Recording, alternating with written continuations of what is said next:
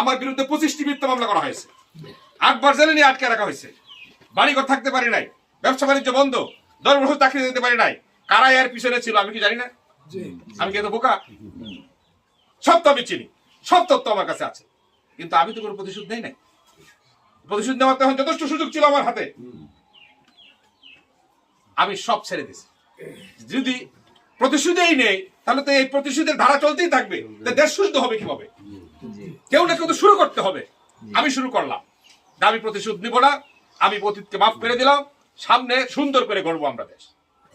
আমরা চাই এমন একটা পরিবেশ, আমার সাথে নির্বাচনে যারা প্রতিদ্বন্দ্বিতা করবেন আমি চাই সবাই আমার সাথে দাঁড়ায় সবাই একসাথে বক্তৃতা করবে। আমি এই পরিবেশটা চাই, প্রতিহিংসার পরিবেশটা আমি চাই না। সবাই একসাথে দাঁড়াক, আমরা এক মঞ্চে দাঁড়ায় সবাই কথা বলবো। যারা যারা ইলেকশন করবে ক্যান্ডিডেট সবাই এক মঞ্চে দাঁড়ায় কথা বলবে। সবাই জনগণ দর্শক শ্রোতা একই, এখানে প্রত্যেকের কথা শুনবে।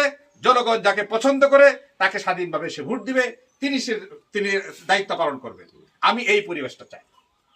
কোন হুমকি ধমকি, আমি ওয়াদা করে গেলাম জামাত ইসলামী কোন নেতা কর্মী অন্য কোন নেতা কর্মীকে তাদেরকে হুমকিও দিবে না, তাদের জনসভায় বা সমাবেশে কোনো বাধা প্রদান করবে না।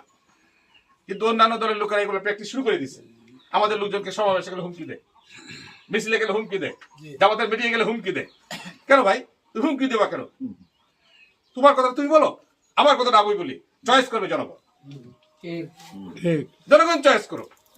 যদি তোমাকে চয়েস করে তোমাকে ভোট দিবে, আমার কোনো আপত্তি নাই। যদি আমাকে চয়েস করে আমাকে ভোট দিবে, তুমি আপত্তি করবে কেন? এটা তো এক প্রকারের স্বৈরাচারী নীতি, এটা তো গণতান্ত্রিক নীতি নয়। কাউকে বাধা দেওয়া, হুমকি করা, হুমকি দেওয়া। এই জন্য আমি চাই যে এমন একটা পরিবেশ যে একই মঞ্চে দাঁড়াবে সকল প্রার্থী, দাঁড়ায় বক্তৃতা দিবে, একের পর এক মানুষ শুনবে, মানুষ পছন্দের প্রার্থীকে তাকে ভোট দিবে। এই পরিবেশটা আমি চাই। হিংসা, প্রতিহিংসার রাজনীতি আমরা আর চর্চা করতে চাই না। প্রতিহিংসার রাজনীতির কারণে দেশ পিছিয়ে গেছে। যদি সহনশীল রাজনীতি হতো, সুষ্ঠু গণতান্ত্রিক পরিবেশ বিরাজ করতো, এক দল ক্ষমতায় আছে, সে ভালো করলে আবার আসবে, ভালো না করলে আরেক দল আসবে, তখন কম্পিটিশন হবে ভালো করার। তার চাইতে আমি দেশ ভালো ভালো চালাবো, তার চাইতে আমি ভালো চালাবো, সেই কম্পিটিশন হতো, এতে দেশ আগায় যেত সুষ্ঠু গণতান্ত্রিক পরিবেশ থাকলে। কিন্তু স্বৈরাচারী পরিবেশ থাকার কারণেই আজকে দেশ পিছনে গেছে। তা আমরা সেই ধরনের পরিবেশ চাই। আমি আমার অতীতে আমার উপর যারা এই ধরনের অত্যাচার নির্যাতন করেছে আমরা সব মাফ করে দিচ্ছি মন থেকে। আমরা নতুন রাজনীতি করতে চাই, সবাই মিলে করতে চাই। যার যে দল পছন্দ সে করবে। মনের উপর কি জোর চলে?